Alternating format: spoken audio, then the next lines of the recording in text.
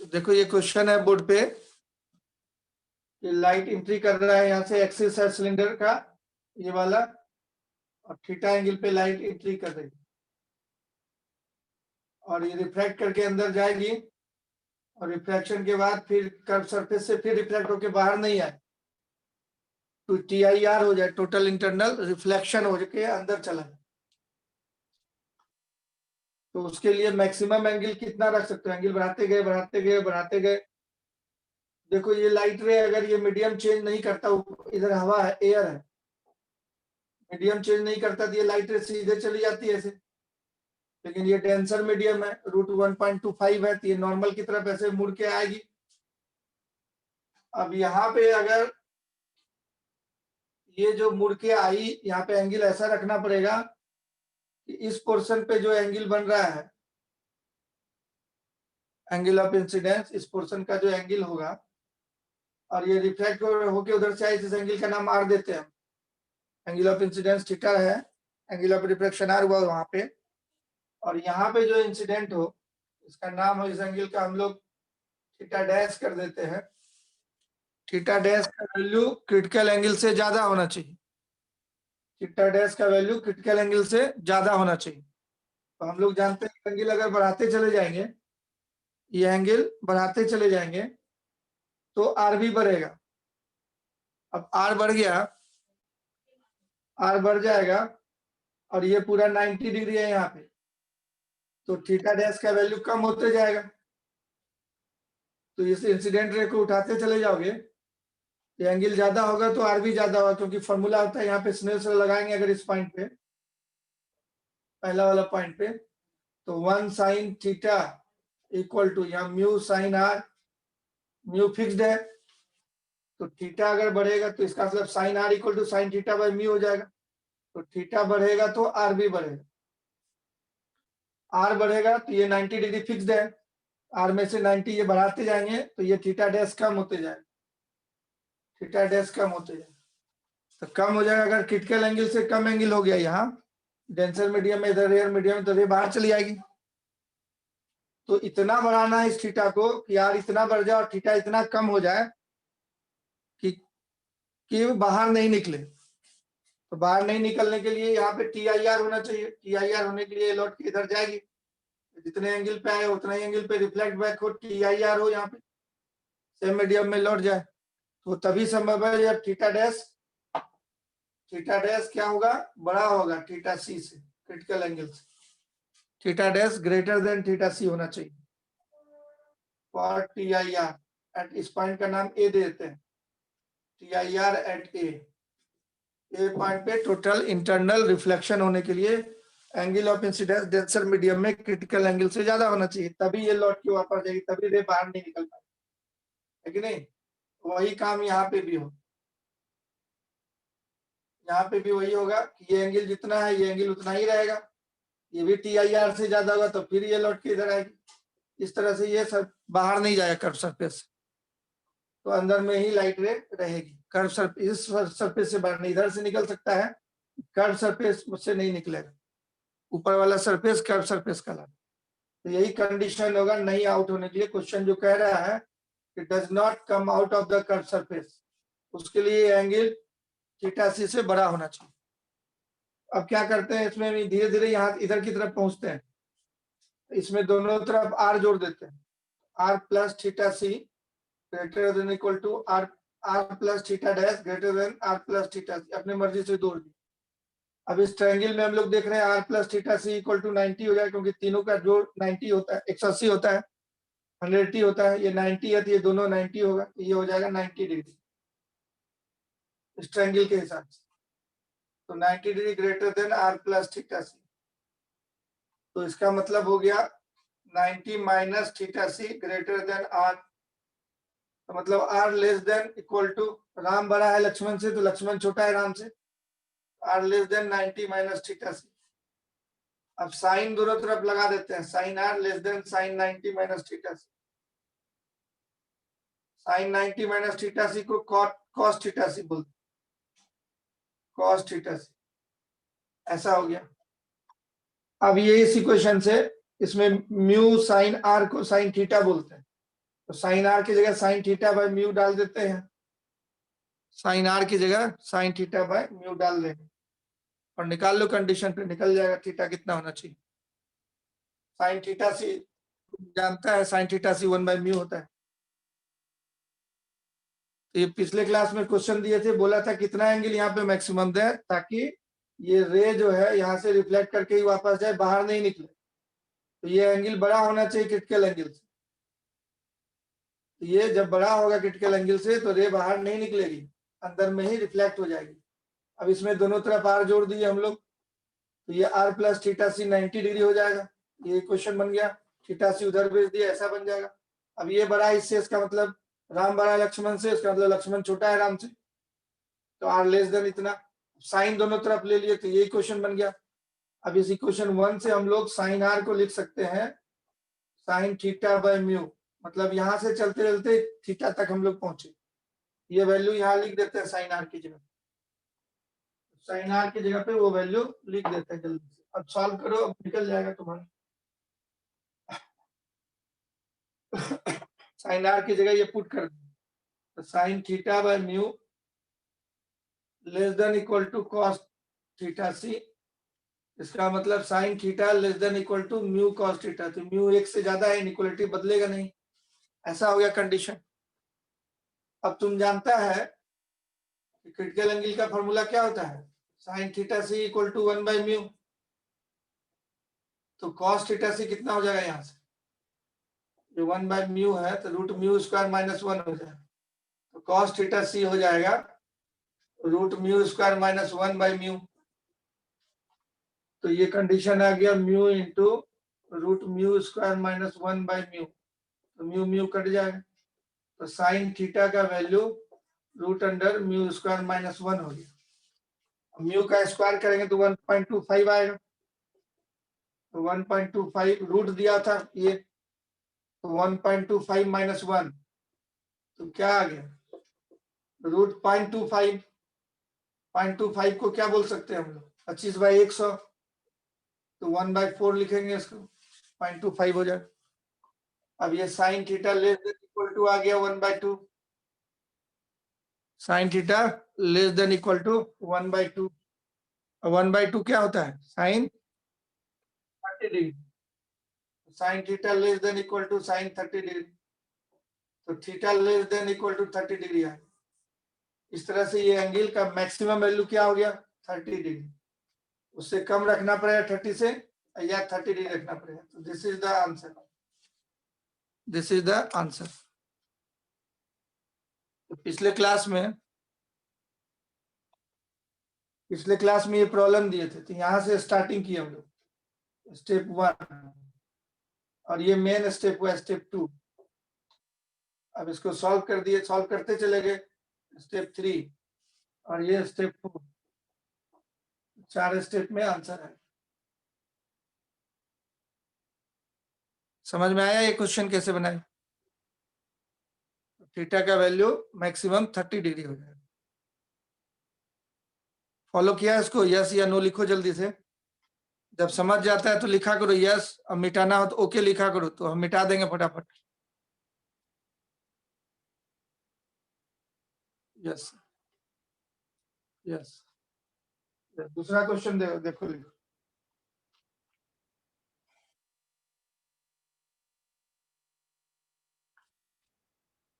30 हो गया। इसी तरह के एक और क्वेश्चन देते हैं, उसमें समझ लेगा फिर, सिमिलर टाइप का क्वेश्चन है। तो टोटल इंटरनल रिफ्लेक्शन होने के लिए angle of incidence critical angle से ज्यादा होना चाहिए, बस यही दिमाग में रख के बना दिया।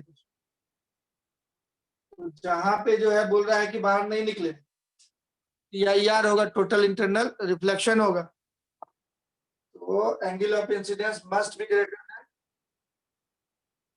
Critical angle. उसी तरह के एक और क्वेश्चन है, यार देखो इधर, कोई बात नहीं है, यार देखो दूसरा क्वेश्चन देखो, कह रहा portion of a straight glass rod. उसी तरह के एक और क्वेश्चन है, देखो portion of a straight glass rod, straight glass rod, straight glass rod of dia 4 centimeter, of diameter 4 centimeter and refractive index 1.5. Refractive index 1.5 is bent into an arc.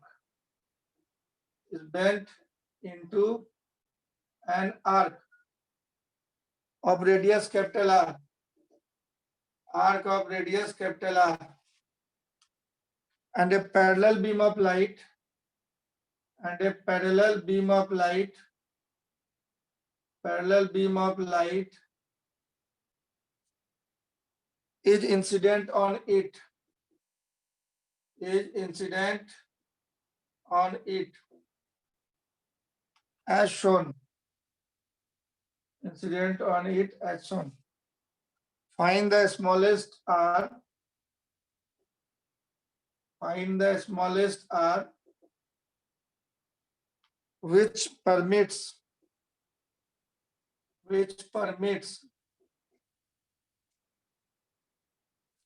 all the light to pass. All the light to pass. Optical fibre होता है ना, उसमें से सारा light जाता है, तो TIR होता है उसमें around the arc 10⁻⁶ metre diameter का होता है। तो सर्जरी वगैरह से में काम किया जाता है, पेट में जो है लाइट पहुंचाना है तो बहुत पतला 10⁻⁶ मीटर डायमीटर का पाइप अंदर डाल दिया तार, उससे लाइट पास कराते हैं, पेट को तो उजाला कर देता है, तो ऊपर से ही देख करके अपना सर्जरी कर लेता है। ऑप्टिकल फाइबर जो है TIR पे ही काम करता है। ये पूरा जो है सर्कुलर आर्क है, पूरा सर्कुलर आर्क है। अब इसमें से ये पोर्शन जो दिया हुआ है तुमको इतना दिया हुआ है ऐसे, अब इधर मिटा देते हैं। सर्कुलर आर्क का ही हिस्सा है,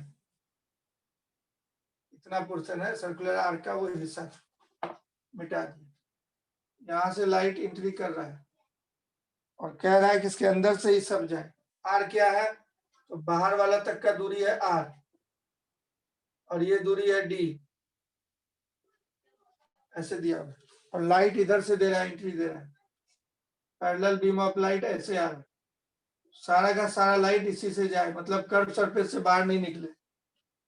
उसके लिए कंडीशन पूछ रहे है कि नहीं, ऐसे जा रहा है। Portion of straight glass rod of dia 4 centimeter, portion of a straight glass rod of dia 4 centimeter and refractive index 1.5 meter is bent into an arc. इसको आर्क बना दिया मोड़ करके। क्वेश्चन पूछ रहा है, एक पैरेलल बीम ऑफ लाइट जा रहा है, smallest value of r, r का स्मॉलेस्ट वैल्यू कितना होगा, ये आर बाहर तक का दूरी है, ये सेंटर है, which permits all the light to pass around the arc, इसी से होकर के यहाँ से लाइट निकले, इसी आर से निकले, इधर से लाइट नहीं निकल जाए, ये क्वेश्चन कह रहा है। जरा बना इसको, लाइट उधर से नहीं निकली, इसको बनाना है। ये क्वेश्चन बोर्ड पे लिखा हुआ है, TIR पे क्वेश्चन है, जरा बनाओ तो इसको। कैसे बनाएगा, कह रहा है कि ये पाइप है, उसको बेंड कर दिया सर्कुलर आर्क के रूप में, उसका सेंटर C है, ये बाहर तक का दूरी रेडियस R है, डायमीटर D है। अब यहाँ से लाइट एंट्री कर रहा है पैरेलल, अब पूरा लाइट ये यहाँ से टकराएगा तो रिफ्लेक्ट करके बाहर जा सकता था। क्वेश्चन कहता है ये टकराने के बाद कर्व सरफेस से बाहर नहीं जाए, इसी से होते हुए, मतलब कर्व सरफेस पे सारा का सारा लाइट कोई भी बाहर नहीं जाए। तो लाइट बाहर कैसे जाता है, उस बात को याद रखना पड़ेगा। तो जब ये डेंसर मीडियम होता है और डेंसर मीडियम में कोई लाइट इंसिडेंट करवाते हैं, एंगल ऑफ इंसिडेंस, ये रिफ्लेक्ट होके ऐसे जाती है, एंगल और बढ़ा देते हैं तो एंगल और बढ़ता है, आई बढ़ाते हैं तो आर भी बढ़ता है, I2 कर दिए तो R2 हो जाएगा। ये बात तो पहले दिमाग में रखना पड़ेगा कि आई बढ़ाने से आर भी बढ़ेगा, म्यू फिक्स्ड है। अब इतना एंगल कर देते हैं कि वो जो है 90 डिग्री पे जाए, एंगल ऑफ रिफ्लेक्शन 90 हो जाती है, एंगल ऑफ इंसिडेंस को क्रिटिकल एंगल बोलते हैं डेंसर मीडियम। अब अगर कोई इंसिडेंट रे क्रिटिकल एंगल से ज्यादा एंगल पे जाएगी, तब ये उतना ही एंगल पे, ये मान लो अल्फा एंगल पे गई तो अल्फा एंगल पे वापस आ जाएगी, TIR इसी को बोलते हैं। ये प्रोसेस तुमको याद रखना पड़ेगा, रोज रोज नहीं बताएंगे। क्रिटिकल एंगल किसको बोलते हैं? जिसके लिए एंगल ऑफ रिफ्रैक्शन 90 डिग्री हो। तो क्रिटिकल एंगल के लिए अगर तुम स्नेल्स लॉ लगाएगा, तो ये डेंसर मीडियम का रिफ्रैक्टिव इंडेक्स म्यू है, म्यू साइन थीटा सी, और ऊपर में इधर बाहर में हवा है तो 1 साइन 90। क्रिटिकल एंगल के लिए एंगल ऑफ रिफ्रैक्शन 90 हो जाता है। और अगर हवा है, एयर है, इधर एयर का रिफ्रैक्टिव इंडेक्स 1 होता है। तो साइन थीटा सी का फॉर्मूला हुआ, अगर बाहर में एयर है तो 1/म्यू। अगर ये एयर नहीं होता तो यहाँ म्यू आर लिखते, तो mu r by denser medium का रिफ्रैक्टिव इंडेक्स। ये है refractive index of denser medium 1, rare medium. ये रिफ्रैक्टिव इंडेक्स रेयर मीडियम का अगर 1 है तो 1/म्यू होगा, नहीं 1 होगा तो जो होगा यहाँ म्यू आर लिखना पड़ेगा। तो ये ज्यादा क्वेश्चन में एयर रहता है बाहर में, तो 1/म्यू ये फॉर्मूला होता है क्रिटिकल एंगल का। इस एंगल से अब ज्यादा एंगल पे अगर लाइट दोगे तो लौट के वापस आ जाती है अपने मीडियम में। तो यहाँ पे रिफ्रैक्शन नहीं हो, रिफ्रैक्शन होके इससे लाइट बाहर यहीं से जा सकता था, ये अंदर जाएगा तो इसे टकराएगा ना। ये तो पूरा ये नॉर्मल इस पे ऐसा ही होगा, ये नॉर्मल इंसिडेंस हो रहा है, पैरेलल बीम ऑफ लाइट जा रहा है, तो नॉर्मल इसी तरह का हो जाएगा। ये सीधे जाएगा, सीधे जाएगा तो यहाँ टकराएगा। तो यहाँ पे हर एक रेडियस नॉर्मल होता है कर्व सरफेस पे। अब जब यहाँ पे टकराया तो ये एंगल ऑफ इंसिडेंस हुआ, तो इस मीडियम में जो है कि ये बाहर जा सकती है वहां से निकल के। रिफ्रैक्टिव इंडेक्स ऐसे जाकर नहीं जाकर के नॉर्मल से दूर चली जाएगी, तो दूर जा सकता है, ऐसे ले जा सकता है। लेकिन TIR होगा तो वापस आएगा इसी इतना ही एंगल पे, है कि नहीं? तो हम लोग को TIR कराना पड़ेगा ताकि इसमें से रे बाहर नहीं जाए।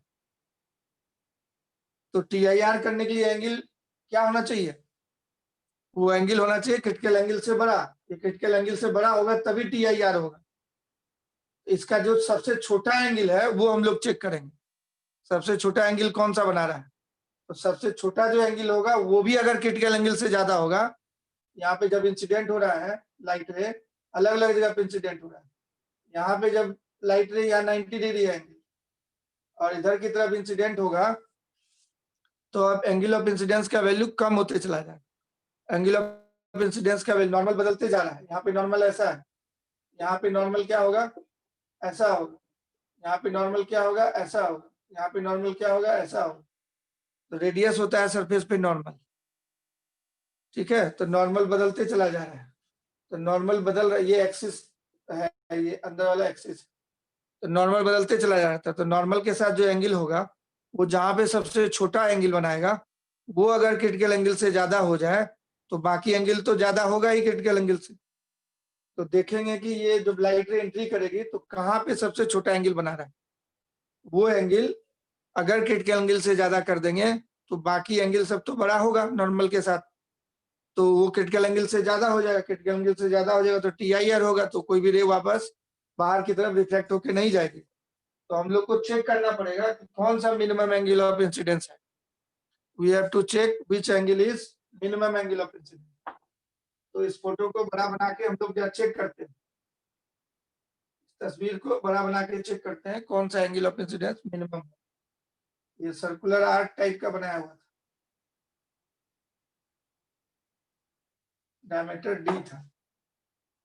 तो चेक करो कि मिनिमम एंगल कौन सा है।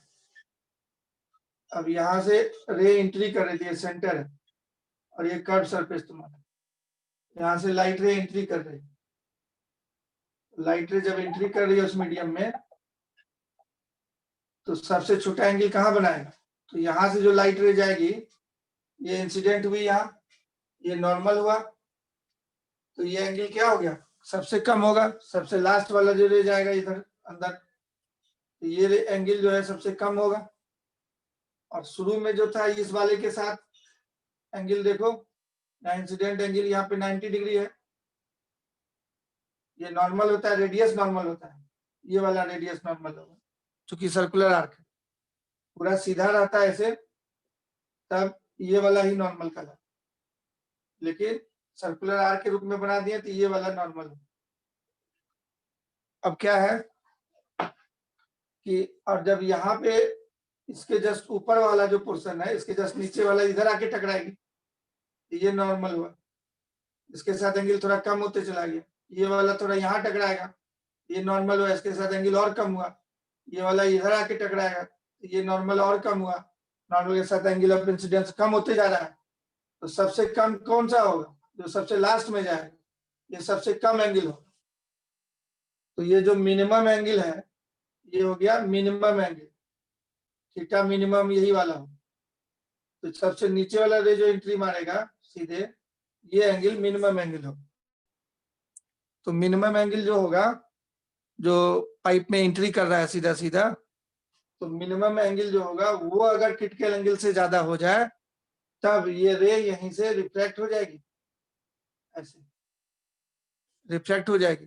तो उसके बाद बाकी सब एंगल तो इससे बड़ा है, वो क्रिटिकल एंगल से ज्यादा होगा ही होगा, वहां तो रिफ्लेक्शन होगा ही होगा। तो सबसे छोटा एंगल जो बना रहा है सरफेस पे नॉर्मल के साथ, this is the normal, normal के साथ उस छोटा एंगल को क्रिटिकल एंगल से ज्यादा रखना होगा।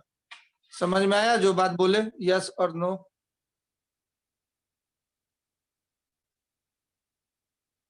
सबसे छोटा एंगल जो बना रहा है नॉर्मल के साथ, वो अगर क्रिटिकल एंगल से ज्यादा रखेंगे तो TIR होगा। तो सबसे लास्ट में जो एंट्री कर रहा है वो नॉर्मल के साथ सबसे कम एंगल बना रहा है। तो जब से सबसे छोटा एंगल भी क्रिटिकल एंगल से बड़ा है, इससे बड़ा एंगल तो क्रिटिकल एंगल से बड़ा होगा ही होगा, तो वहां तो TIR होगा ही होगा। तो तुमको क्या देखना है? Minimum of angle of incidence must be greater than critical angle, minimum angle of incidence on the pipe incidence must be greater than critical angle, must be greater than all light, कोई भी light बाहर नहीं निकलना है। तो सबसे छोटा angle जो बनाएगा वो क्रिटिकल एंगल से कम होने की संभावना उसकी हो सकती है, तो वो रिफ्लेक्शन होके बाहर जा सकता है। लेकिन उसको भी कर दें क्रिटिकल एंगल से बड़ा, तब कोई भी लाइट रे नहीं बाहर जाएगी, क्योंकि बाकी सब इससे ज्यादा एंगल है। तो क्रिटिकल एंगल से ज्यादा एंगल रहने पे बाहर नहीं जाता है, अंदर ही लौट जाता है, उसी को TIR बोलते हैं। तो must be greater than theta C. तो थीटा मिनिमम जो होगा तुम्हारा must be greater than equal to theta C condition लगा देते हैं, सबसे छोटा एंगल जो होगा। तो सबसे छोटा एंगल यही वाला होगा, ये वाला एंगल जो बनाया हुआ तस्वीर में। ये दूरी हम लोगों को क्वेश्चन में दिया हुआ था, पूरा यहाँ से यहाँ तक का D दिया था, ये पूरा बाहर तक का दूरी दिया था R। तो ये दूरी क्या बचा? R माइनस D, यहाँ से यहाँ तक। अब इस ट्रायंगल में तुम देखो, इस ट्रायंगल में देखो, ये यहाँ से लेके लास्ट पॉइंट तक का, एंड पॉइंट तक का दूरी है रेडियस R, उसका नाम R दिया। तो यहाँ से बताओ, इसमें साइन थीटा सी ले लेगा, इसको थीटा बोल देते हैं। तो theta must be greater than equal to theta C. तो थीटा जो हो गया साइन थीटा सी से बड़ा होना चाहिए। अब साइन थीटा सी को हम लोग 1/μ बोलते हैं। साइन थीटा इस तस्वीर से निकालेंगे, परपेंडिकुलर ये हो गया, बाय हाइपोटेन्यूज ये हो गया, R minus D by R। तो R का वैल्यू निकालना है इसमें से, तो म्यू उधर मल्टीप्लाई कर दो, R इधर कर दो, तो mu R minus mu D greater than R। अब R उधर ले जाओ, म्यू D इधर ले आओ, तो फाइनली हो गया mu R minus R greater than equal to mu D। तो R कॉमन ले लेंगे, mu minus 1 greater than equal to mu D, है कि नहीं? स्मॉलेस्ट वैल्यू ऑफ R निकालना, R greater than equal to mu D by mu minus 1। Smallest value इससे बड़ा हो या कम से कम इसके बराबर हो, तो मिनिमम कितना हो जाएगा? Mu D by mu minus 1, यही आंसर हो जाएगा, mu D by mu minus 1। देखो आंसर कितना होता है, वैल्यूज डाल दो, वैल्यू दिया हुआ था, रिफ्रैक्टिव इंडेक्स 1.5 और डाया 4 सेंटीमीटर दिया था, वैल्यू डाल दो। तो म्यू दिया हुआ था तुम्हारा 1.5 और डी दिया था 4 सेंटीमीटर, 1.5 माइनस 1, ऊपर में 6 हो गया, ये हाफ हो गया, और 12 हो गया, 12 सेंटीमीटर। आर का वैल्यू आ गया 12 सेंटीमीटर, मिनिमम आर हो गया 12 सेंटीमीटर। समझ पाया कि नहीं समझ पाया? यस या नो?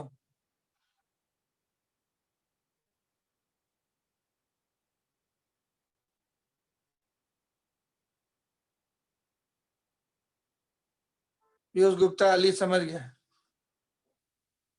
यस, ठीक। एक और क्वेश्चन देख लो इसी तरह का TIR पे, ये टोटल इंटरनल रिफ्लेक्शन का क्वेश्चन। एक और क्वेश्चन देख लो TI, इसके बाद प्रिज्म शुरू करेंगे। TIR पे एक और क्वेश्चन देखो, उसके बाद प्रिज्म शुरू करेंगे।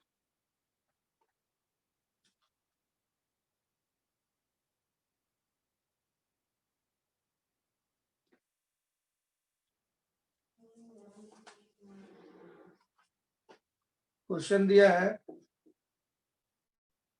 a glass cube of refractive index 1.5, a glass cube of refractive index 1.5 is 4 centimeter on a side, is 4 centimeter on a side. A ray of light is incident on one face. A ray of light is incident on one face, on one face. 1 centimeter from the 1 centimeter from the edge of, from the edge at an angle of incidence 60 degree, at an angle of incidence 60 degree, angle of incidence 60 degree, and directed towards the nearer side, and directed towards the nearer side, directed towards the nearer side, nearer side. Where and at what angle? Question पूछ रहा है where and at what angle, where and at what angle will the ray emerge from the cube, will the ray emerge from the cube. उनको पूछ रहा है कहां से बाहर निकलेगा, कौन से सरफेस से। साइन 35 डिग्री का लगभग वैल्यू होता है 1/√3 दिया हुआ है। साइन 42 डिग्री का लगभग वैल्यू होता है 2/3। ये जरूरत पड़े तो यूज कर सकते हो। तो क्यूब है, ये दोनों साइड सेम हो, 4-4 सेंटीमीटर का दिया है, 4 सेंटीमीटर 4 सेंटीमीटर, एक फेस बना दिए हम। तो कह रहा है कि नियरर साइड से वन फेस से 1 सेंटीमीटर पे लाइट एंट्री कर रहा है टुवर्ड्स द नियरर साइड। तो यहाँ से लाइट एंट्री कर रहा है, ये दूरी 1 सेंटीमीटर दिया और डायरेक्शन नियरर साइड की तरफ है। इधर से तो लार्जर साइड हो जा रही है, ये नजदीक वाले साइड की तरफ ऐसे लाइट ऐसे एंट्री कर रहा है। और 60 डिग्री नॉर्मल से 60 डिग्री नॉर्मल जो है सरफेस पे, इसे 60 डिग्री पे एंट्री कर रहा है। यही क्वेश्चन दिया हुआ है। अब बोल रहा है कि कहाँ से निकलेगा। ठीक है, इस पॉइंट का नाम हम लोग ये दे देते हैं, इसका नाम PQ दे देते हैं। कहाँ से निकलेगा ये पता करना है। तो बना म्यू दिया हुआ है 1.5। तुमको सॉल्व करना है, इस क्वेश्चन को सॉल्व करो। तो क्या करेंगे, हम लोग के पास क्या हथियार है, हमारे पास स्नेल्स लॉ है, यहाँ स्नेल्स लॉ लगाएंगे। तो ये रेयर मीडियम है, यहाँ पे तो TIR नहीं होता है, रेयर से डेंसर में जाता है। जब डेंसर से रेयर में जाता है तब TIR का चेकिंग करना होता है। यहाँ पे सिंपली हम लोग स्नेल्स लॉ लगाएंगे। अब डेंसर मीडियम में एंट्री कर रहा है, ये नॉर्मल से दूर, नॉर्मल की ओर चली जाएगी, ऐसे आएगी। तो ये एंगल को R बोलते हैं। तो निकालते हैं हम लोग, स्नेल्स लॉ लगा देते हैं एट ए पे स्नेल्स लॉ लगाते हैं सिंपली। पहले R पता करते हैं कितना है। तो क्या होगा, 1 sin 60, स्नेल्स लॉ होता है μ1 sin I equal to μ2 sin R। μ2 हो गया ये 1.5 sin R। तो sin 60 होता है √3/2। ये डिवाइडेड बाय 3/2 बाहर आ गया नीचे। डेढ़ का मतलब 1.5 मतलब 3/2, 3/2 से डिवाइड कर दिया। sin R इतना है, तो 2 कट गया, 1/√3 हो गया। तो ये बराबर हो गया 35 डिग्री, 1/√3 35 डिग्री दिया हुआ है। ये पता चल गया तुमको कि ये 35 डिग्री होगा। वो 60 डिग्री पे आया तो यहाँ नॉर्मल से 35 डिग्री पे जाए। अब जब यहाँ इंसिडेंट हुई तो ये बाहर भी निकल सकता है, वही पूछा था कहाँ से बाहर निकले। तो बाहर निकलेगा कि नहीं निकलेगा, तो यहाँ पे क्रिटिकल एंगल चेक करना पड़ेगा हम लोग को कितना है। तो वैल्यूज दिया हुआ है, म्यू का क्रिटिकल एंगल यहाँ पे निकल सकता है। इस एंगल का नाम हम लोग थीटा दे देते हैं। तो हमारे हिसाब से थीटा कितना हो गया, तो ये इसको आगे बढ़ा दें तो ये 90 डिग्री है। इन दोनों का एडिशन भी 90 होगा, थीटा प्लस आर 90 होगा। आर 35 है, 90 में से 35 घटा दें 30 जाएगा तो 65 गया तो 55 डिग्री होगी। तो यहाँ पे जो एंगल ऑफ इंसिडेंस है ये नॉर्मल हुआ इस पॉइंट पे, इस पॉइंट पे नॉर्मल हुआ। तो नॉर्मल पे जो एंगल ऑफ इंसिडेंस बना रहा है ये 55 डिग्री बना रहा है। अब क्रिटिकल एंगल एट एन पे चेक करते हैं, निकालिए critical angle at n. Critical angle at n1 पे बताइए क्रिटिकल एंगल कितना होगा। तो n1 पे क्रिटिकल एंगल हम लोग कैसे निकालते हैं, sine theta C equal to 1 by mu, यही फॉर्मूला होता है। तो म्यू दिया है 1.5 मतलब 3/2, तो 2/3 हो गया।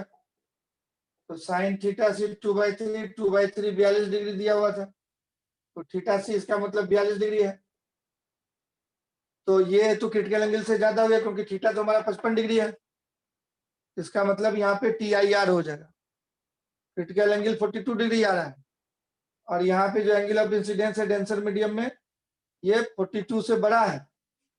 इसका मतलब ये रे बाहर नहीं जाएगी, इसी एंगल पे रिफ्लेक्ट बैक हो जाएगी, TIR हो जाए।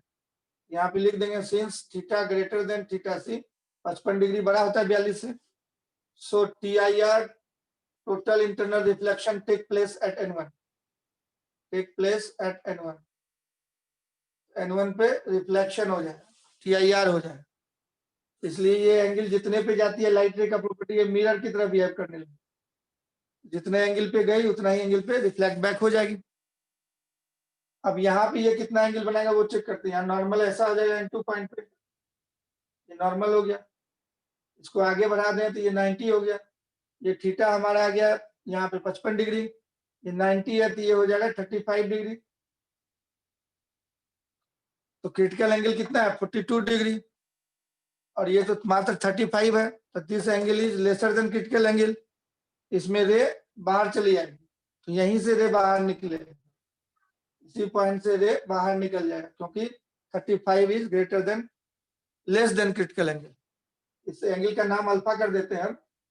अल्फा निकाले हम, तो अल्फा निकालेंगे तो कितना आएगा 90 माइनस थीटा, तो ये आ गया हमारा 90 माइनस 55 बराबर 35 डिग्री। अब alpha is less than theta c, so refraction take place at n2, refraction take place, या TIR नहीं हो रिफ्रैक्शन हो, take place at n2 and ray will come out of it। अब डेंसर से rare medium में आ रही है तो नॉर्मल से अबे चली जाएगी रे ऐसे। ये एंगल मान लेते हैं बीटा, यही बीटा निकालना है, तो फिर यहाँ से लगा के बीटा निकाल लिया जाएगा,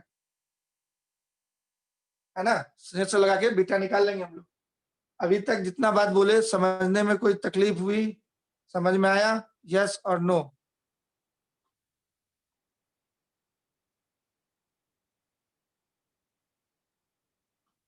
यस।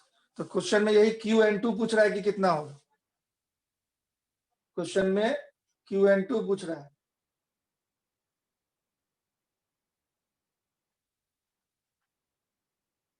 समझ गया है, समझ है, ठीक। तो QN2 निकालो ज्योमेट्री से, तो फिर यहाँ पे लगा स्नेल्स लॉ, N2 पे स्नेल्स लॉ लगाओ, N2 पे स्नेल्स लॉ फिर लगा तो एंगल निकाल लो। एक एंगल भी पूछ रहा था कितने एंगल पे निकलेगा, कहां से निकलेगा और कितने एंगल पे निकलेगा। एंगल ऑफ इमरजेंस का नाम बीटा दिए हैं, तो apply Snell's law N2, Snell's law at N2, law at N2, तो लगा यहाँ पे स्नेल्स लॉ। तो क्या बोलेंगे, mu sine alpha equal to, या एयर में 1 होता है तो 1 साइन बीटा, तो म्यू है 1.5 3/2, इसी 1.5 को 3/2 बोलते। Sine alpha sine 35 degree, equal to 1 into sine beta, तो साइन 35 1/√3 होता है बराबर साइन बीटा। तो यहां से आ गया साइन बीटा इक्वल टू √3/2, ये √3 कट जाएगा तो ये हो जाता है साइन 60 डिग्री, तो बीटा इक्वल टू 60 डिग्री हो जाएगा, नॉर्मल से 60 डिग्री पे जाए। एक आंसर तो यही हो गया, 60 डिग्री पे जाएगा एंगल ऑफ इमरजेंस। अब ये हम लोग को QN2 निकालना है, तो चलो QN2 निकालते हैं हम लोग। ज्योमेट्री से निकालो, राइट एंगल ट्रायंगल से, 7th क्लास के मेथड से। तो ये दिया हुआ था तुमको, ये दिया हुआ है 1 सेंटीमीटर, ये एंगल पता है तो इस ट्रायंगल में निकाल लो। अब तुमको QN2 निकालना है, तो लास्ट में QN2 निकालना है। तो QN2 क्या होगा हम लोगों का, QN2 इक्वल टू, तो ये अल्फा है 35 डिग्री है, तो ये भी अल्फा होगा। तो इस ट्रायंगल में tan अल्फा लेंगे, इस वाले ट्रायंगल में N1QN2 में tan अल्फा लेंगे, तो tan alpha equal to QN2 divided by QN1। तो QN2 आ गया हमारा QN1 इंटू tan अल्फा। अब QN1 को क्या बोलेंगे, इस दूरी को हम लोग x बोल देते हैं, तो पूरा था 4, तो QN1 हो जाएगा 4 माइनस एक्स, तो QN1 को बोल दिया 4 minus x into tan alpha. अब x निकालना है हमको ये वाला, तो इस ट्रायंगल में देखेंगे तो वो r दिया है, ये एंगल r दिया है, तो ये भी r होगा। अब ट्रायंगल देखो, उसमें तुम APN1 कॉट r ले लो, cot r equal to base x/1 हो जाएगा कॉट r, तो x इक्वल टू हो गया कॉट r, तो उसमें डाल देते हैं। अब r और अल्फा तो बराबर है, तुम्हारा अल्फा भी था तुम्हारा कितना 35, r भी था तुम्हारा कितना 35, r और अल्फा बराबर है हमारे 35 है दोनों, तो इसको हम लोग लिख सकते हैं कॉट अल्फा, x हो गया कॉट अल्फा। अब डाल देते हैं वहां पे, x कॉट अल्फा हो गया, इसमें डाल देते हैं, तो QN2 इक्वल टू हो गया 4 minus cot alpha into tan alpha, this is equal to 4 tan alpha, और tan इंटू कॉट 1 हो जाता है, तो tan अल्फा तुम्हारा जो है, या r ही लिख दो, r लिख दो इसको tan अल्फा के बाद, तो ऊपर वाले से अल्फा और r बराबर ही है, तो साइन r तुमको मालूम है ना, साइन अल्फा मालूम था 35 डिग्री, तो tan 35 डिग्री निकालना है, अल्फा मतलब 45, tan 35 तुमको निकालना है, साइन 35 बाई कॉस 35, या साइन 35 पता है, साइन 35 1/√3 था, ये हो गया इसका स्क्वायर 3 माइनस 1 2 का रूट, तो tan 35 हो जाएगा तुम्हारा 1/√2, तो यहाँ पे डाल दिए 4 इंटू 1/√2 माइनस 1, तो 2√2 माइनस 1, घटा लो जो आएगा सो आंसर, तो यहाँ से 2√2 माइनस 1 सेंटीमीटर से निकलेगा, तो यही आंसर हो गया। कितना एंगल पे निकलेगा 60 डिग्री, ये एक आंसर हो गया, दो आंसर हो गए। तो सिंपल ये tan cos लगा के अपना डिस्टेंस निकालना है, निकाल लो। अल्फा और r 35 था, इसलिए दोनों को सेम कर दिया। समझ में आया जी?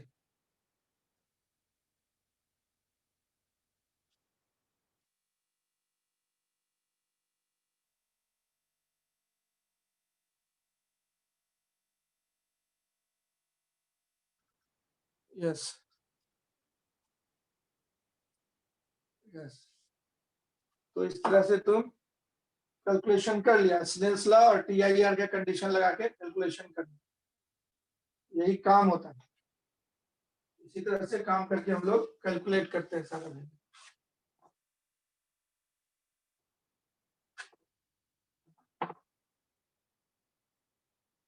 तो जितना क्वेश्चन हम प्रैक्टिस करा रहे हैं उसको कर लो और अपने से भी क्वेश्चन बनाओ। धीरे धीरे क्वेश्चन बनाओगे तब डर खत्म होगा। कुछ भी नहीं बनाओगे तो अपना आराम से जो ऐसे नहीं होता है, तो खुद भी क्वेश्चन बनाते चले। तो हम जो बना रहे हैं उसको एक बार घर में बैठ के बना लो, इसी के बेसिस पे तुम्हारा बुक से क्वेश्चन बनाते चले, कोई भी बुक पकड़ के बनाते चले तो क्वेश्चन बनता चला जाए।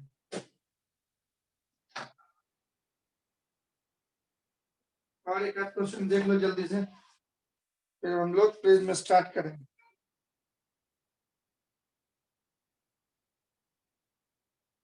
जैसे क्वेश्चन देखो तो रिफ्लेक्शन पे क्वेश्चन एक दिया हुआ अपोल, क्वेश्चन दिया हुआ एक पोल है,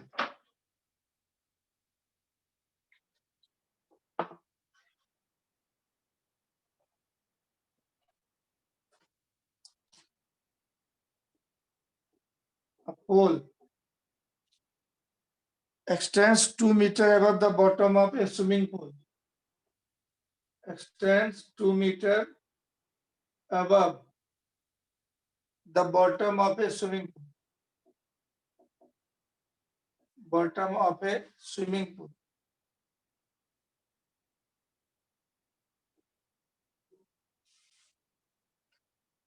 The depth of water in the pool is 1.5 meter.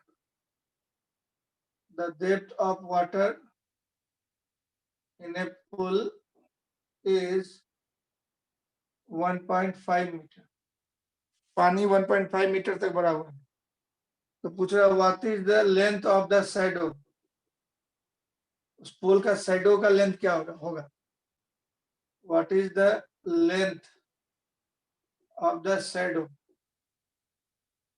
length of the shadow of the pole,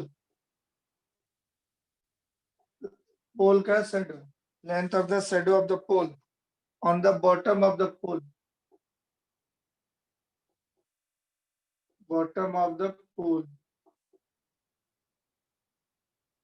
If the sun rays are inclined, if the sun rays are inclined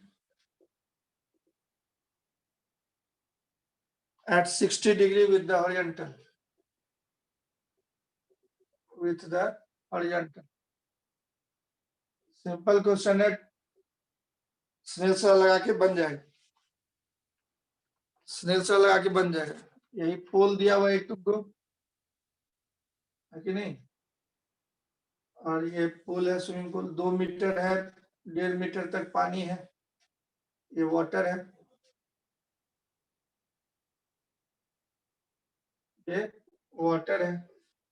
इसका height दिया हुआ है पूरा पोल का, मान लो PQ नाम दिया, ये पूरा 2 मीटर दिया हुआ है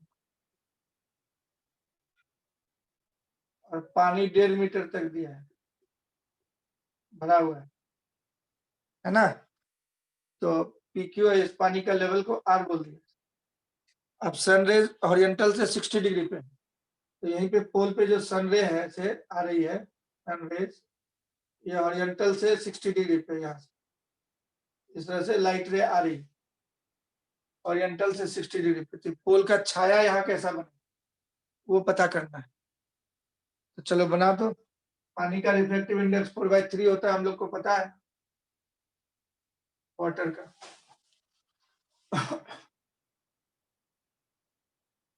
तो क्या होगा, ये लाइट रे जब आएगी तो ये नॉर्मल हुआ इस पे, यहाँ पे पॉइंट ऑफ इंसिडेंस है, वहां पे नॉर्मल खींचे, नॉर्मल से ये एंगल हो गया 30 डिग्री, या वर्टिकल से 30 हुआ वो 60 था। तो यही लाइट रे जब यहाँ पहुंची, ये सरफेस पे नॉर्मल, यहाँ रिफ्लेक्शन, उधर तो एयर ही है, नॉर्मल की बात छोड़िए, पोल को एक्सटेंड किए, पोल के वर्टिकल से एंगल निकाले तक, ये 30 हुआ तो ये भी 30 हो जाएगा, यही अब एंगल ऑफ इंसिडेंस हो गया। अब लाइट रे ऐसे नहीं जाके यहाँ से डेंसर मीडियम में मुड़ जाएगी और कहीं यहाँ गिरे कटेगा। इस पॉइंट का नाम ए दे देते हैं, इस पॉइंट का नाम बी देते हैं। ये पूरा पोल का जो शैडो है, ये जो पोल था PQ, इसका शैडो जो है हम लोग को यही वाला कहलाएगा शैडो, यही लेंथ निकाल लेना है, यही आंसर हो जाएगा।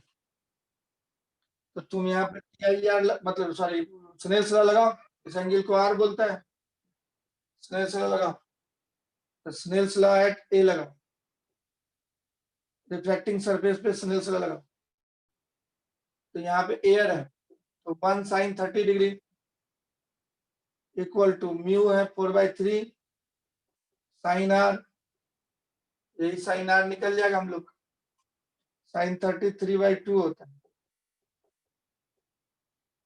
साइन आर निकल गया 9/8, साइन आर का वैल्यू 1 से ज्यादा तो नहीं होगा,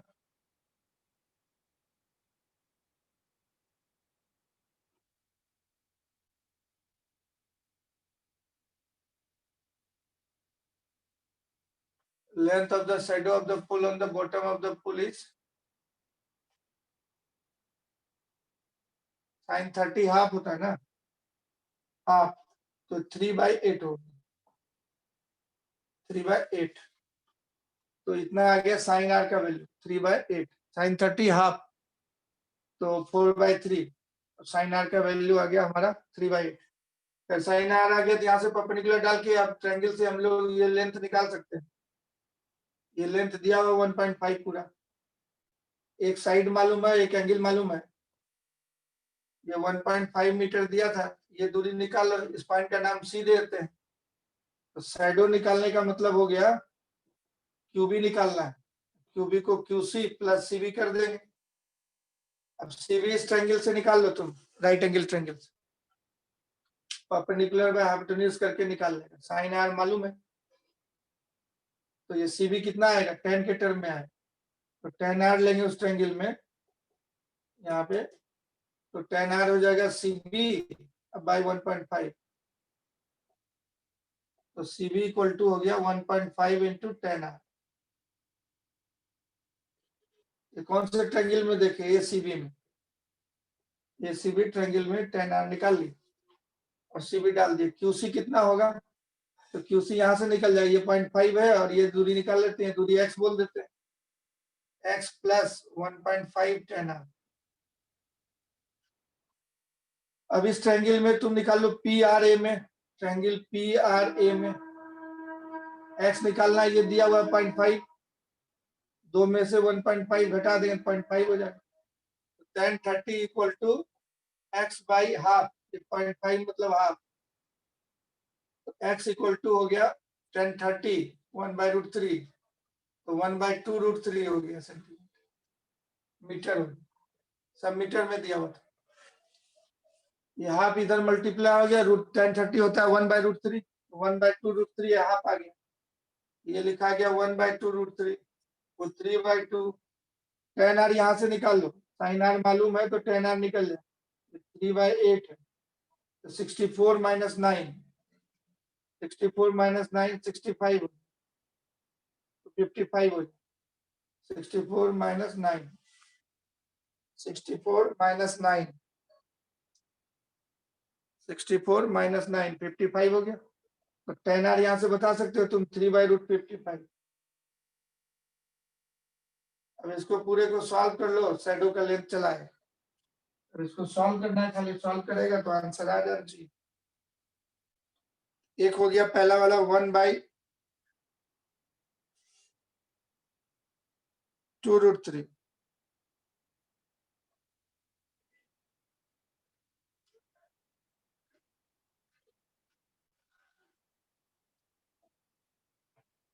.288 हो गया ये वाला पार्ट,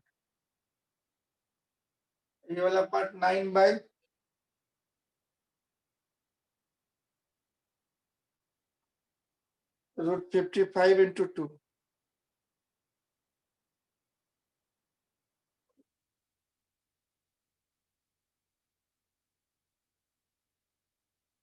ये पार्ट हो गया 0.606, दोनों जोड़ दो, ये जोड़ देंगे 0.894, 0.894 मीटर, आंसर हो जाएगा 0.894 मीटर, 819, या जोड़ लेना जो भी हो कैलकुलेशन में।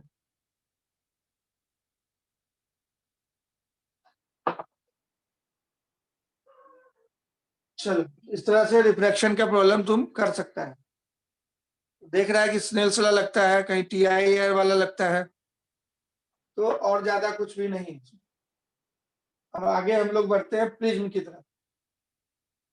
तो स्टार्ट करते हैं, प्रिज्म में भी रिफ्लेक्शन ही होगा, यही सब लॉ लगे। कुछ प्रॉब्लम्स हमने आपको दिखाया कैसे क्वेश्चन को सॉल्व करते हैं, है ना। तो प्रिज्म की तरफ बढ़ते हैं।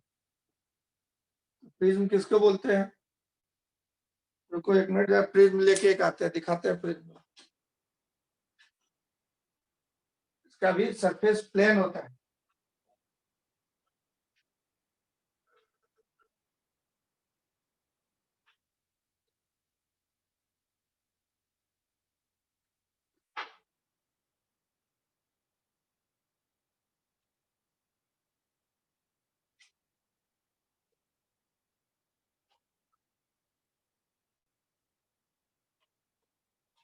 ये देखो ये प्रिज्म है, ये देखो यही प्रिज्म है ना। ट्रायंगुलर क्रॉस सेक्शन है तो ट्रायंगुलर प्रिज्म कहलाएगा। सामने से देखने पे ट्रायंगल दिख रहा है, ये वाले रे पे, इस वाले सरफेस पे इंसिडेंट रे आएगी, इस सरफेस से निकलेगी। ये सरफेस और ये सरफेस दोनों प्लेन है, ये प्लेन है, ये भी प्लेन है कि नहीं। सरफेस प्लेन है और नॉन पैरेलल है, और ट्रांसपेरेंट मीडिया आर पार दिखाई पड़ता है, तो क्या बोलेंगे कि ये transparent media.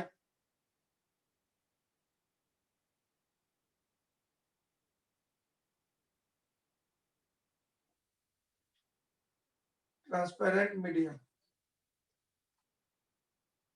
In such a वे, और कोई भी कितना भी नंबर ऑफ सरफेस हो सकता है, एनी नंबर ऑफ सरफेस या bonded by any number of surface, bonded by. Hexagonal prism भी हो सकता है, ट्रायंगुलर प्रिज्म है, any number of surfaces in such a way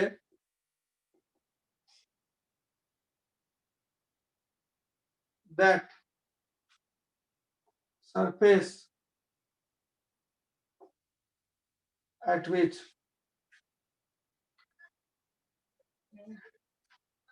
light ray incident and the surface at from which light ray emerges are plane and non-parallel. Light ray emerge are plane and non-parallel.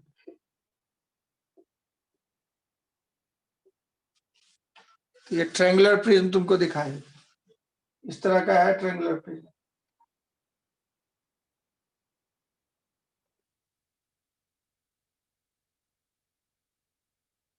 ये triangular prism का ये front surface triangle है कि नहीं।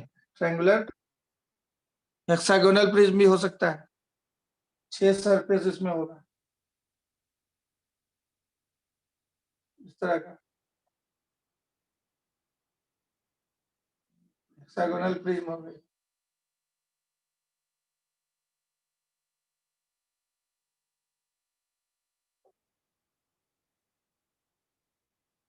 इस तरह का hexagonal prism ये कल है।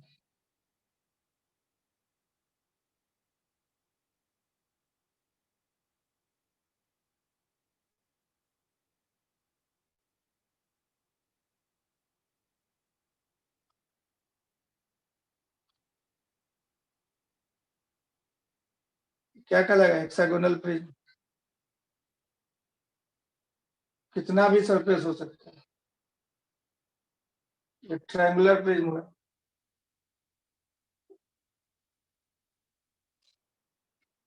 अब इधर ये इंसिडेंट सरफेस हुआ और इधर रिफ्लेक्टिंग सरफेस है, दोनों प्लेन है, नॉन पैरेलल। तो right angle triangular prism, right angle isosceles prism हो सकता है।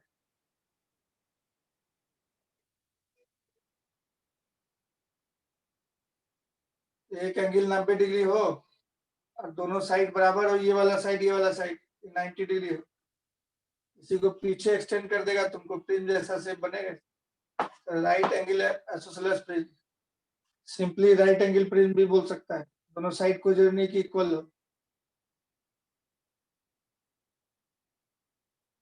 तो ये साइड बड़ा हो गया, वो साइड छोटा हो गया, एक एंगल 90 डिग्री हो गया, राइट एंगल प्रिज्म हो गया, है ना। इक्विलैटरल प्रिज्म हो सकता है, इक्विलैटरल ट्रायंगल बना देगा, सारा साइड इक्वल हो जाएगा, सामने से देखने पे इक्विलैटरल प्रिज्म हो गया। तो किसी भी कितना भी सरफेस हो सकता है। तो चलो, तो प्रिज्म समझ गया तुम, ट्रांसपेरेंट मीडियम इसमें होता है, हर पार दिखेगा। और दूसरा क्या है, जहां पे लाइट इंसिडेंट होगी, ये वाला सरफेस और ये वाला सरफेस दोनों प्लेन है और नॉन पैरेलल है। मेनी नंबर ऑफ सरफेसेस में हो सकते हैं, इसी को प्रिज्म बोलते हैं। अब इसमें ज्यादा टर्मिनोलॉजी हम पहले देख लेते हैं, उसके बाद काम शुरू करेंगे। रिफ्लेक्शन का ही सारा फॉर्मूला लगेगा, स्नेल्स लॉ ही लगेगा। तो जरा से हम लोग देखते हैं, प्रिज्म बनाते हैं, टर्मिनोलॉजी देख।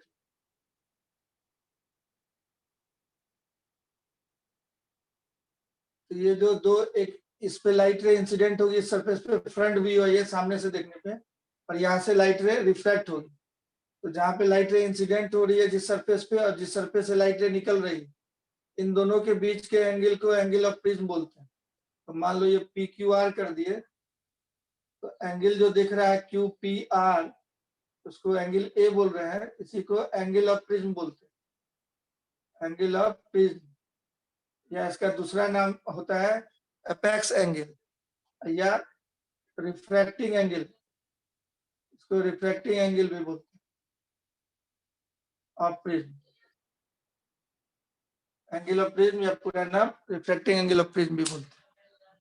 और पी क्यू सरफेस है जिसपे लाइट रे इंसिडेंट होगी।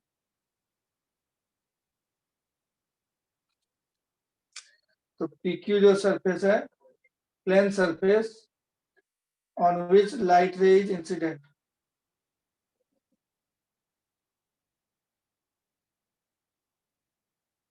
इंसिडेंट। और जो पी आर तुमको दिख रहा है, ये भी प्लेन सरफेस है, लेकिन प्लेन एंड नॉन पैरेलल है, उसके पैरेलल नहीं है। Plane surface at which light ray emerge, वहां से बाहर आई। अब मान लो कि कोई लाइट रे ऐसे इंसिडेंट हो रही है यहाँ पे, इस पॉइंट पे नॉर्मल खींचेंगे सरफेस के परपेंडिकुलर, ये नॉर्मल के साथ जो एंगल बनाया इसको हम लोग I1 बोले, angle of incidence at P Q surface, है कि नहीं। तो I1 को क्या बोलेंगे हम लोग, angle of incidence first surface पे incident at P Q surface. अब यहाँ से रिफ्लेक्शन होगा, हमेशा बेस की तरफ मुड़ेगी लाइट, प्रिज्म का जो बेस है उसकी तरफ मुड़ेगी, क्योंकि डेंसर मीडियम में इन कर रहा है, ऐसे नहीं जाके ये बेस की तरफ मुड़ जाती है, थोड़ा नॉर्मल की ओर मुड़ गई।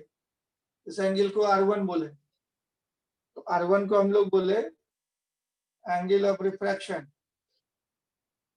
Angle of refraction at PQ surface, first surface पे रिफ्रैक्शन हुआ। अब ये लाइट रे जब यहाँ पहुंची तो इस पे नॉर्मल ऐसा होगा, N2 नाम दिया इसको।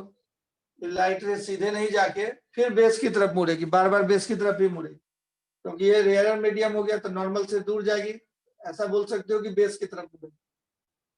तो प्रिज्म में हमेशा दो बार रिफ्रैक्शन हुआ, हमेशा बेस की तरफ। ये वाला एंगल ऑफ इंसिडेंस कहलाए। एंगल ऑफ इंसिडेंस का नाम R2 दे रहे हैं हम, याद रखना, आई नहीं दिया, R2 दिए। कौन से सरफेस पे, पी आर सरफेस। तो R2 बोले angle of incidence at P R surface, second वाले सरफेस पे इंसिडेंट जो होगी। और लाइट रे यहाँ से निकली, नॉर्मल से जो एंगल बनाया ये, इसका नाम I2। तो I2 दिए angle of emergence, angle of refraction at P R surface बोल सकते हो, या एंगल ऑफ इमरजेंस बोल सकते हो। Angle of refraction at PR surface, या इसको बोल सकते हो angle of emergence, angle of emergence. ये नाम हो गया, 4 नाम हम दिए, I1, R1, R2, I2। शुरुआत में I1, लास्ट में I2, बीच में R1, R2, ठीक नहीं। अब इसमें फॉर्मूला हम लोग डिराइव करते हैं। इस वाले लाइन को, नॉर्मल को आगे की तरफ बढ़ा दी, उस नॉर्मल को भी आगे की तरफ बढ़ा दी, इस नॉर्मल को आगे की तरफ बढ़ा दी, एक्सटेंड कर दी, और उधर वाले नॉर्मल को भी आगे की तरफ एक्सटेंड कर देते हैं, मिलेगा। उस पॉइंट का कुछ नाम देते हैं। ये वाला लाइन को आगे की तरफ बढ़ाए, इस लाइन को भी आगे की तरफ बढ़ाए, जहां पे मिला इसका कुछ नाम दे दिए। मान लो कि इसका नाम PQR दे ही चुके हैं, B दे दिए नाम, है ना। A वहां नाम था, B दे दिया था, ऐसा। अब क्वाड्रिलेटरल PN1 BN2 में देखो, इन्हें क्वाड्रिलेटरल, क्वाड्रिलेटरल कौन सा है, PN1 BN2। तो इसमें चारों एंगल का सम जो है 360 डिग्री होगा। ये वाला एंगल को A लिखे, सिंपली A लिख दी, वो वाला एंगल जो था A, और ये नॉर्मल के साथ एंगल या 90 डिग्री बना रहा है तो वो 90 लिख। और ये वाला एंगल हम लोग का क्या होगा, इस ट्रायंगल में देखो, नीचे वाले ट्रायंगल में देखो, इस ट्रायंगल में R1 प्लस R2, इस एंगल को थीटा अगर बोल दे, R1 plus R2 plus theta equal to 180 degree होता है। तो ये एंगल हो गया थीटा, और प्लस फिर ये वाला एंगल हो जाएगा यहां से यहां तक 90 डिग्री, तो प्लस 90 इक्वल टू 360 डिग्री। तो A plus theta equal to 180 degree है।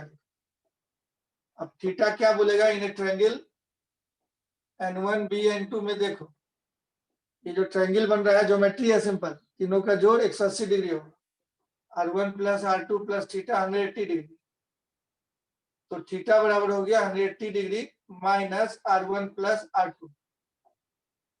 तो थीटा की जगह पे डाल दो 180 degree minus R1 plus R2 बराबर 180, 180 कट जाएगा। इस तरह से R1 प्लस R2 बराबर A चला, यह पहला फॉर्मूला है कि R1 plus R2 angle of prism के बराबर हो जाता है। R1 plus R2 angle of prism के बराबर हो जाता है। This is the first formula. यहां तक में किसी को कोई दिक्कत? पहला फॉर्मूला निकाले prism, R1 plus R2 equal to A। समझ में आ गया? यस और नो? मिटाए इसको। सिंपल ज्योमेट्री से निकला, अभी कुछ नहीं लगाया, स्नेल्स लॉ वगैरह सब कुछ नहीं लगाया। क्वाड्रिलेटरल के चारों एंगल का सम 360 डिग्री होता है, जोड़ दिए। 7th 8th क्लास वाला सिंपल ज्योमेट्री लगाए। नो सर का मतलब क्या हुआ शुभम सौर्या, समझ में आया कि नहीं आया?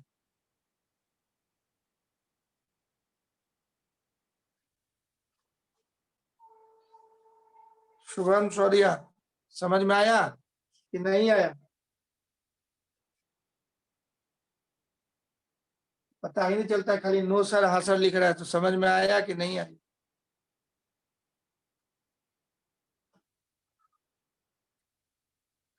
मिटा दें?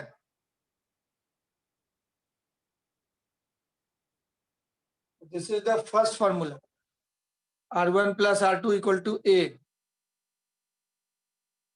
यस, हमें बोल रहा है मिटा देने। अब दूसरा फॉर्मूला हम लोग निकालते हैं, स्नेल्स लॉ लगाते हैं।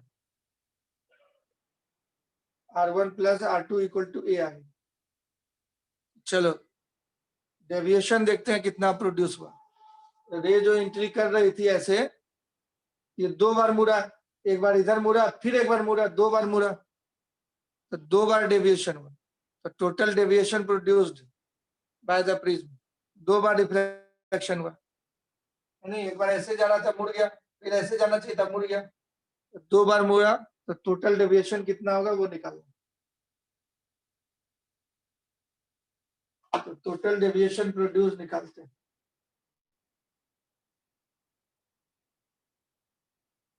तो डेविएशन बता जा, देखो तो गौर से, इस लाइट रे को ऐसे जाना चाहिए था लेकिन मुड़ गया, तो ये एंगल ऑफ डेविएशन हो गया पहला डेल्टा 1। इस राइट रे को ऐसे जाना चाहिए था, फिर मुड़ गया यहाँ से, ये एंगल ऑफ डेविएशन हो गया दूसरा डेल्टा 2। तो नेट डेविएशन इसमें हो गया, नेट डेविएशन डेल्टा बराबर डेल्टा 1 ऐसे मुड़ा और डेल्टा 2 भी ऐसे मुड़ा, दोनों बार बेस की तरफ मुड़ा। अब सिंपल ज्योमेट्री से आंख से देखो तुम, ये एंगल नॉर्मल है और ये रे है, इसके बीच का एंगल इस साइड भी सेम होगा, वर्टिकल एंगल। ये नॉर्मल था, ऐसे रे जा रही थी, इस रे को पीछे बढ़ा दे, ये एंगल है I1, तो ये नॉर्मल और इस रे के बीच का एंगल, ये एंगल भी I1 होगा, लेकिन रे ऐसे चली गई थी तो ये डेविएशन हुआ। इस एंगल को हम लोग बोलते हैं R1। डेविएशन कितना हो गया, I1 माइनस R1, है ना जी। फिल्म था ये, ऐसे रे गई, सीधे नहीं जाके ऐसे मुड़ के चली गई थी। अब ये एंगल और ये एंगल पूरा I1 है और ये वाले को R1 बोलते हैं, ये कितना बचा, I1 माइनस R1, तो डेल्टा 1 हो गया I1 minus R1, I1 minus R1। और डेल्टा 2 बोलो फिर सेकंड वाला सरफेस पे, देखो इसी तरीके से सेकंड वाले सरफेस पे, वहां फोटो ऊपर में लिखा दिखा हुआ है, देखो वहां क्या बोलेगा। तो वहां पे रे ऐसे जा रही थी, ये नॉर्मल था, रे ऐसे आ रही थी, ये ऐसे सीधे जाना चाहिए था, नहीं जाके ऐसे मुड़ के चली गई। इस एंगल का नाम दिए थे हम लोग R2, ये वाला नॉर्मल है और यही डॉटेड लाइन है, तो ये भी वर्टिकल एंगल सामने सामने का बराबर होगा I2। अब नॉर्मल के साथ ये जितने एंगल से जाती है इसको I2 बोलते हैं। तो रे कितना मुड़ गई, जाना था ऐसे, अब मुड़ गई इधर, तो पूरा एंगल I2 था, I2 माइनस R2 बोलेंगे, तो डेल्टा 2 हो जाएगा I2 माइनस R2। तो यहाँ पे लिख देते हैं I2 माइनस R2, ये टोटल डेविएशन हो गया I1 minus R1, I2 minus R2। ये पहला सरफेस था PQ वाला, ये दूसरा सरफेस था PR वाला, दोनों पे अलग अलग करके हम दिखाए, बड़ा करके दिखाए यहाँ ताकि तुमको साफ साफ दिखे। I1 minus R1 plus I2 minus R2। अब इस दोनों को एक साथ कर लो, I1 I2, I1 plus I2 minus bracket में डाल देंगे R1 प्लस R2। अब R1 प्लस R2 को तुम बोलता है A के बराबर, तो टोटल डेविएशन जो हो गया, general formula I1 plus I2 minus A, ये सेकेंड फॉर्मूला है। Net deviation produced by prism, रे को दो बार मोड़ता है, तो डेल्टा 1 प्लस डेल्टा 2, तो टोटल डेविएशन हो गया I1 plus I2 minus A। This is the second formula. इसमें कोई तकलीफ, कोई दिक्कत, समझ में आ गया तो यस लिखो, यस समझ में आ गया, नहीं समझ में आया तो नो लिखो। डेविएशन प्रोड्यूस हम लोग निकाले,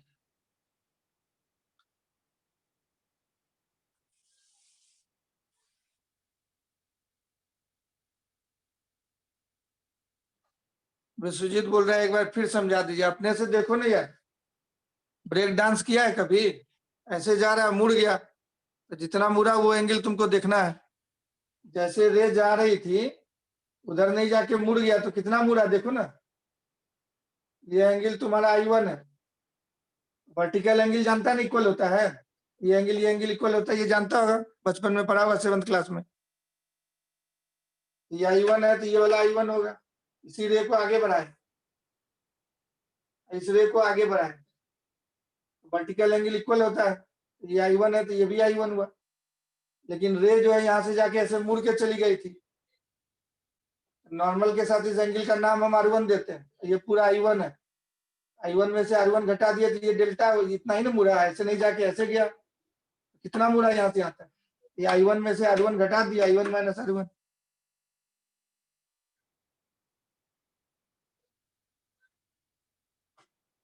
इसी फोटो को यहाँ बनाए हैं, ये PQ था ना लाइन, वही PQ लाइन बनाए, ये वाला रे था ना ऐसे, तो वही ऐसे बनाए, ये नॉर्मल था तो ये नॉर्मल है, ये एंगल I1 था तो ये I1 दिए, इस दोनों लाइन को आगे बढ़ा देंगे तो ये एंगल भी, ये नॉर्मल और ये वाला लाइन को आगे बढ़ाए, तो नॉर्मल इसके बीच का I1 है, तो नॉर्मल ये वाला रे इंसिडेंट रे ऐसे नहीं जा करके ऐसे जाना चाहिए था, लेकिन गया नहीं, इसका नॉर्मल का I1 नाम हुआ। अब चला गया है ऐसे, ये वाला रे है, ये ऐसे चली गई है, ऐसे गया है, तो इस एंगल का R1 नाम अगर देते हैं और ये I1 है, I1 में से R1 घटा देंगे, डेल्टा मिलेगा। विश्वजीत समझा तो यस लिखो, टाइम बर्बाद हो रहा है, इतना हार्ड नहीं है जो कि समझ में नहीं है। यस समझ में आया जी, समझ गए। उसी तरह से दूसरा निकाल लिए, I2 माइनस R2 दोनों जोड़ दिए, दोनों जोड़ दिए, तो R1 प्लस R2 अभी हम लोग पढ़े थे A के बराबर होता है, I1 plus I2 minus A हो गया डेल्टा। ये दो फॉर्मूला तुमको पता चल गया, ये सब तुम मिटा देते, थोड़ा साफ कर देते। तो now you are knowing the two formula of prism. तो तुमने देखा प्रिज्म में इंसिडेंट रे ऐसे गई, ये नॉर्मल था, ऐसे नहीं जाके वो इधर बेस की तरफ मुड़ जाए, डेंसर मीडियम में नॉर्मल की तरफ मुड़ जाती है, इस एंगल का नाम R1 देते हैं, ये I1। फिर ये रे यहाँ पे नॉर्मल खींचेंगे तो ऐसे नॉर्मल होगा, इस पे परपेंडिकुलर खींचना, इस वाले सरफेस पे परपेंडिकुलर खींचना, इस तरह का होगा। फिर ये ऐसे जाना चाहिए था, ऐसे नहीं जाके ऐसे चली गई, पूरा डेविएशन ये जो हुआ डेल्टा, डेल्टा 1 प्लस डेल्टा 2 हो गया, दो बार रे मुड़ी, एक बार ऐसे मुड़ी डेल्टा 1, एक बार यहाँ से ऐसे नहीं जाके ऐसे मुड़ी डेल्टा 2, यही डेल्टा 2।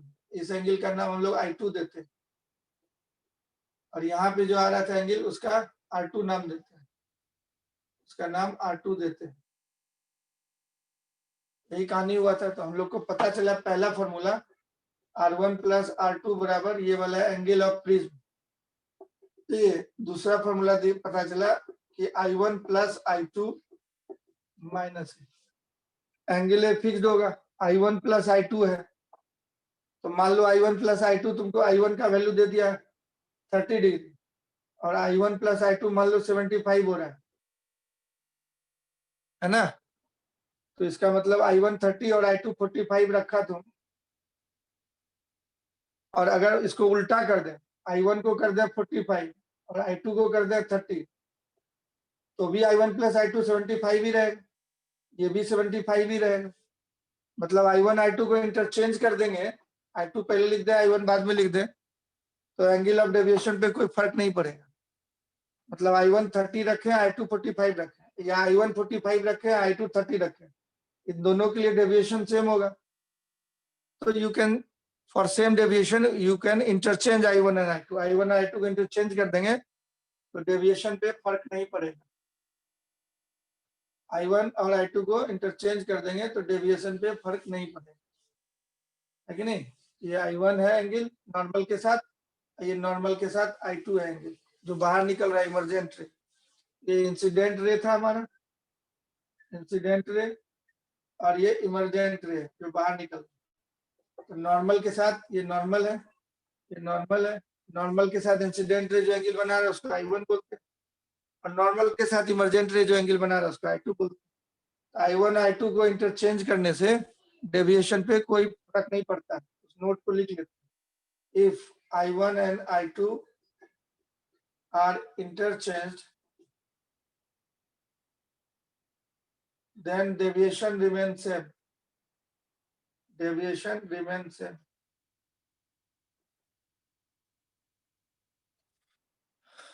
I1 I2 का वैल्यू तुमको कुछ दिया हुआ है, उसको इंटरचेंज कर देंगे तो डेविएशन पे कोई फर्क नहीं पड़ेगा। चलो स्नेल्स लॉ लगाओ, स्नेल्स लॉ एट N1 लगा, पहला वाला यहाँ पे इस वाले सरफेस पे लगा और इस वाले सरफेस पे लगा, तो बोलो इधर एयर है तो बोलेगा 1 sin I1, refractive index prism का म्यू बोलते हैं, तो म्यू sin R1।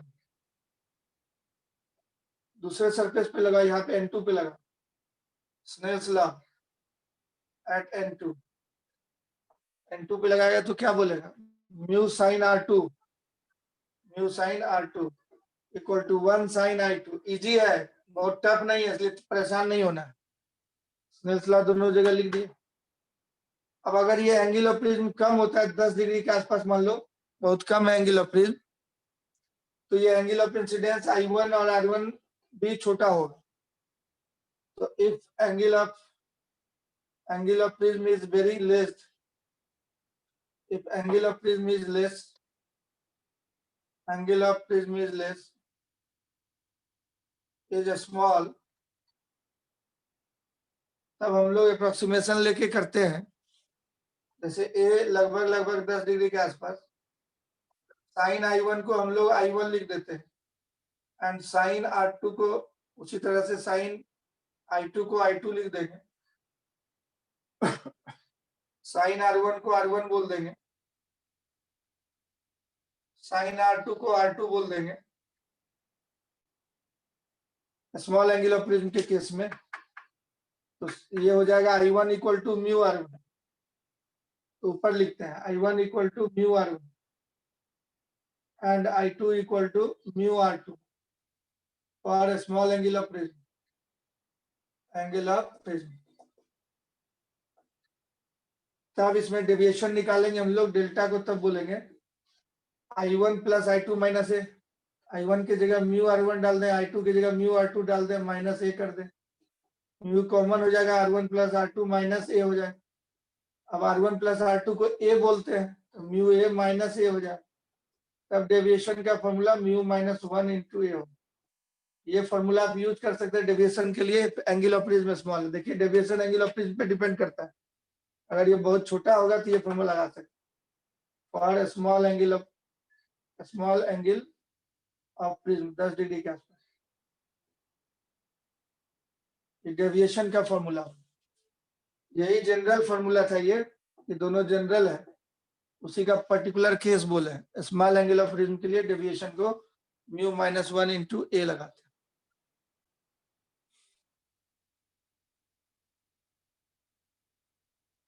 तो ये थर्ड फॉर्मूला हो गया तुम्हारा।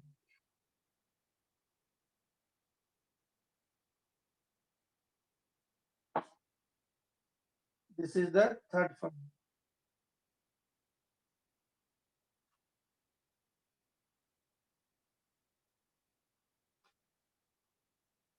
मिटाएं इसको।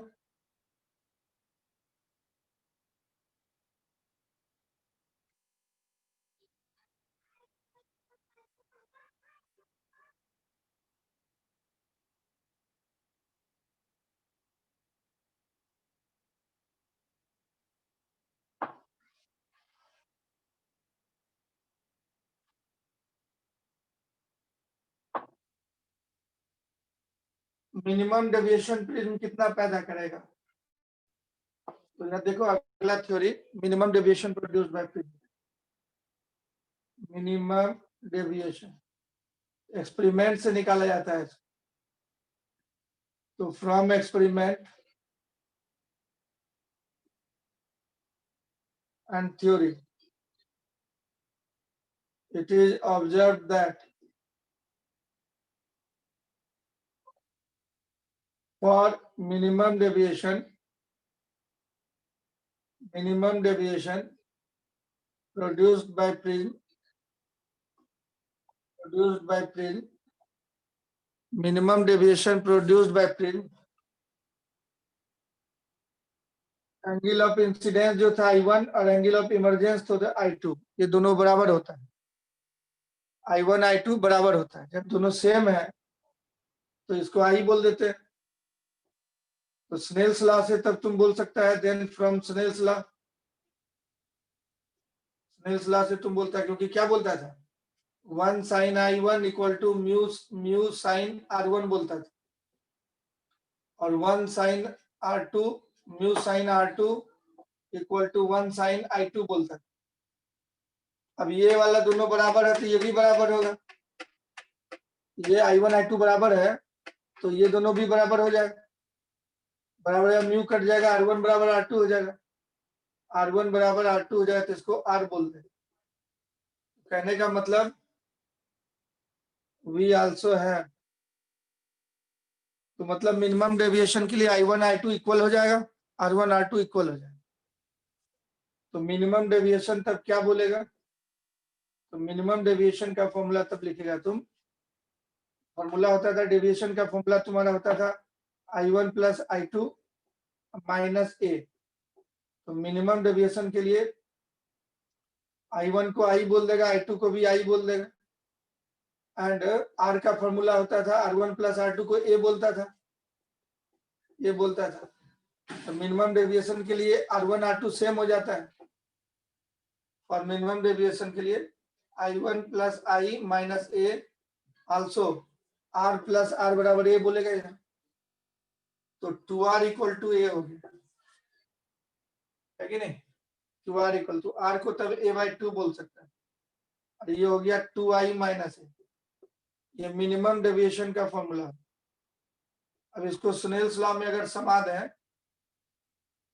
स्नेल्स लॉ में इसको हम लोग समा दें, तो स्नेल्स लॉ लगाएंगे तो क्या बोलते हैं, पहला सरफेस पे रिफ्लेक्टिव इंडेक्स एयर का 1, साइन I1 को I लिखेंगे, और रिफ्लेक्टिव इंडेक्स प्रिज्म का म्यू, साइन R1 को R लिखेंगे, दोनों बराबर ही है तो प्रिज्म के लिए।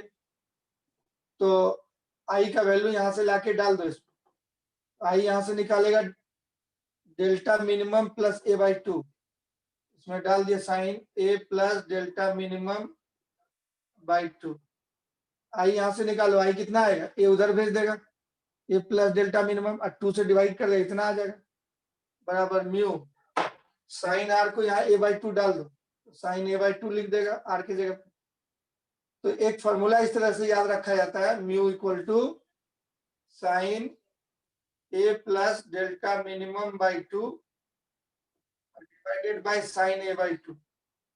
ये फॉर्मूला यूज किया जाता है मिनिमम डेविएशन निकालने के लिए, या मिनिमम डेविएशन दे दिया, एंगल ऑफ प्रिज्म दे दिया है, तो रिफ्लेक्टिव इंडेक्स प्रिज्म का निकालने के लिए। तो दोनों तरीके से यूज कर, इसमें 3 चीज है, म्यू है, ए है, डेल्टा मिनिमम। तो तुमको कोई 2 चीज दे देगा तो एक तीसरा निकल जाए। मान लो म्यू दे दिया, ए दे दिया, तो डेल्टा मिनिमम निकाल लेगा, डेल्टा मिनिमम ए दे दिया तो म्यू निकाल लेगा, म्यू दे दिया डेल्टा मिनिमम दे दिया तो ए निकल जाएगा। तो 3 चीज इन्वॉल्व है, तीनों में से कोई एक निकाल सकता है। This is the formula number 4, 5 बोल देते हैं, फॉर्मूला नंबर 5। और ऐसे भी याद रख सकते हो, इसको फॉर्मूला नंबर 4 बोल सकते हो, मिनिमम डेविएशन। तो ये फॉर्मूला ज्यादा फेमस है, कुछ फॉर्मूला नंबर 5। इतना ही फॉर्मूला है प्रिज्म, इसी से सारा काम हम लोग प्रिज्म का करने वाले हैं। अब काम शुरू होगा प्रिज्म का, नोट कर लो। इतना ही फॉर्मूला है प्रिज्म में, और बाकी अब काम है कुछ। तो 2-3 इंपॉर्टेंट पॉइंट्स और है, जिसको पढ़ने के बाद हम लोग क्वेश्चंस बना सकते हैं प्रिज्म का। तो बहुत टफ नहीं है, यही 4-5 गो फॉर्मूला है, स्नेल्स लॉ से ही निकाले हैं। और कितना लाइट रे मुड़ी उसको देख करके आंख से डेविएशन लिखे थे। और मिनिमम के लिए जो कंडीशन होता है, इसको याद रखना, एक्सपेरिमेंट से पता चलता है कि अगर एंगल ऑफ इंसिडेंस और एंगल ऑफ इमरजेंस सेम रहता है तो मिनिमम डेविएशन प्रोड्यूस होता है। ठीक, तो इतना ही रहने देते हैं आज का क्लास इतना ही रहने देते हैं, फिर नेक्स्ट क्लास में हम लोग आगे बढ़ेंगे।